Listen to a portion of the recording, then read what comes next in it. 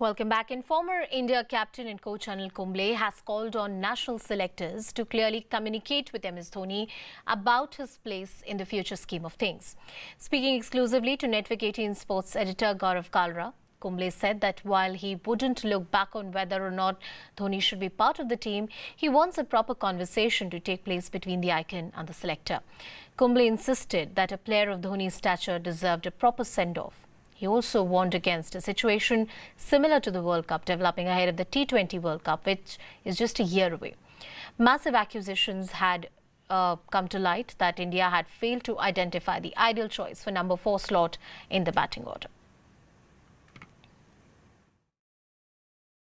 The Dhoni situation, how do you read it? It just seems, it seems very intriguing. Here he is. Apparently the message coming through is he's opting out of this series, but the selectors seem to be saying that it's almost a line in the sand kind of thing. How do you read it, Anil? I mean, is there an exit plan that doesn't seem to be on script from both parties? I think India, the selectors will have to take a call as to which team will, or which is the likely team that you would want in the World Cup, because the World Cup is just a year away. You would want a consistent team to be playing right throughout. So let me try and put you on the spot on this a little bit. Would you have him continue as part of the Indian team now that the World Cup is done and dusted? Would you look at him for another year or not? I'm not really sure. I think, Rishabh Pant has certainly made a lot of claims as a keeper batsman, especially in the T20 format. So I think it's important to have a conversation. And, like I mentioned, you need to have a proper send-off. He certainly deserves that. So I think you need to have a proper conversation around how you want to do that.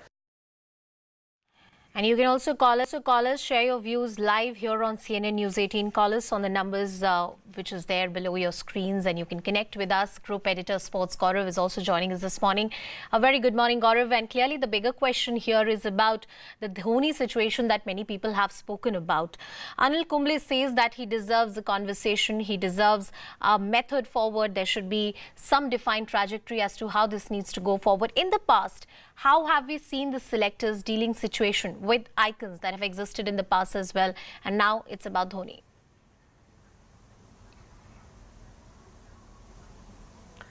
Yes, it's very important with players of a certain stature. You look back on several instances in the past when in some cases there has been clear communication, sometimes from the player itself. You remember very well how Sachin Tendulkar decided to walk away from the game, and after 2 test matches against the West Indies at home. But there have also been cases of Sunny Gavaskar, for instance, back in 1987, deciding that he would retire after a test match against Pakistan. But some situations haven't been handled so well, and that too has been well documented. So I think it's important for a player of MS Dhoni's stature to have absolute clarity about where he stands. I think the selectors have gone as far as they can, and now really in some ways it is upon Dhoni to take a call on his international future. So Gaurav, you're pointing out that many times it is the players themselves who have taken a call, who have made certain announcements.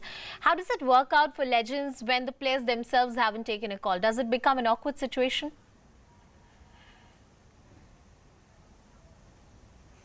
Yes, inevitably so. That there is a difficulty in when it comes to players of such eminence in the Indian cricket system, that selectors are often left in a difficult situation where they can't say to the player that, listen, we can't select you anymore because time's run out and we are looking at younger options. But the player himself decides not to retire. Now, I think these are two very different distinct situations. The player as an individual has every right to take a call on whether when he believes he should retire from the game, and Dhoni is in the process perhaps of thinking about what that right time would be. I think it would not be, it doesn't seem very in the realm of possibility that in 4 years' time, when the next 50-over World Cup is held, Dhoni, who will be 42 at the time, will be an option for the Indian cricket team. So it would only be natural for the selectors to identify the successors to him. In the T20 format, that's the immediate question that the selectors have to ask, and I think they've made a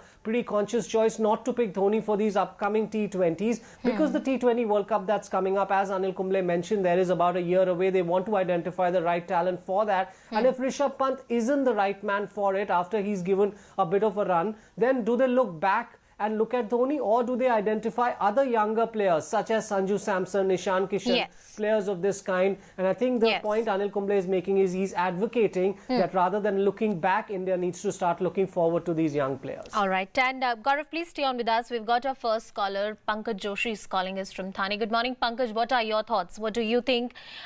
Is this time for Mahendra Singh Dhoni to call it quits? Should he take a decision, or perhaps selectors should have a conversation? What are your thoughts? I think I agree with Mr. Kumble there that it is time to discuss about what is going to happen in future for Mr. Dhoni. But I want to make a different point, that is about the replacement of Dhoni. And, BCCI is betting on Rishabh Pant. But I see that in spite of giving him so much chance, he doesn't seem to fit the bill. There are so many experts. I have seen him play the lofted shot, Rishabh Pant, and he always loses his balance after completing the shot, whether he executes it or misses it. So there is some technical flaw in Rishabh Pant, and I don't think he's a suitable replacement for Dhoni. Right, but you think that there should be a conversation that selectors must have? I think there should be clarity on what is going to happen to Dhoni. All right. Thank you, Pankaj, for calling us this morning and sharing your thoughts. And Gaurav, as you can hear, the views are primarily that there should be some clarity that should come forward. I remember the World Cup, your reports and many other experts who had pointed out how at number 4 there was some amount of uncertainty that was considered to be one of the weak points for the country. If you read the sort of statements that have been coming in from Mahendra Singh Dhoni, or his posturing, perhaps the manner in which he's been conducting himself, what are the indications like for you from Mahendra Singh Dhoni? Though he hasn't made a statement as of now, but can you read anything into his conduct so far?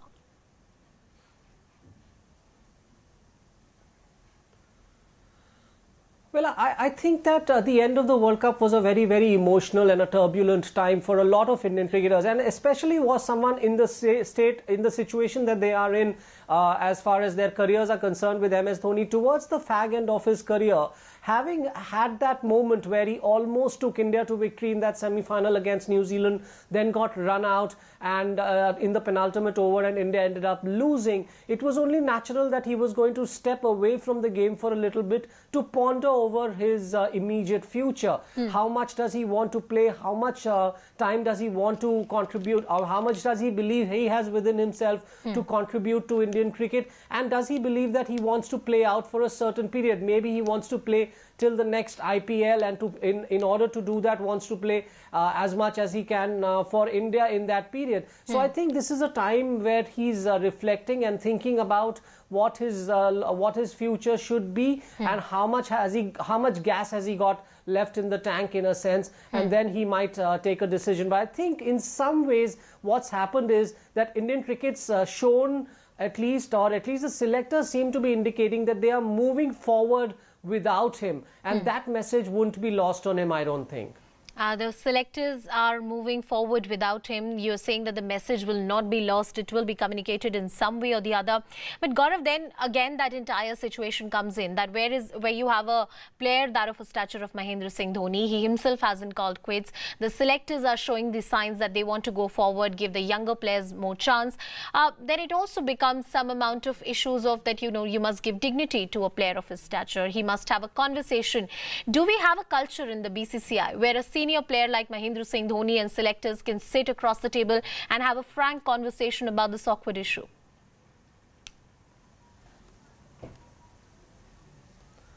Oh yes, definitely. I think that that while in the past there have been instances when because of this lack of communication there has been some bad blood and some heartburn. But I think enough processes exist now. It is quite a professional